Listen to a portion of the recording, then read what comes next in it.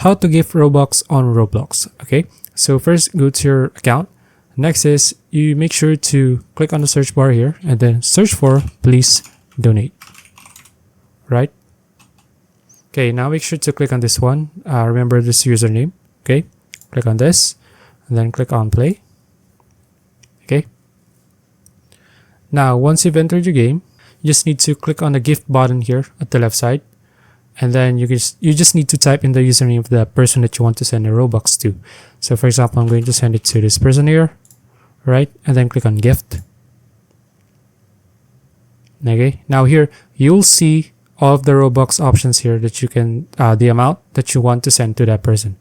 But since this person doesn't have hadn't sent Robux options here, we can see them. But for your friend, you can just see them here. All right. So just click one and then just send that Robux, the amount of Robux to that friend of yours. Okay.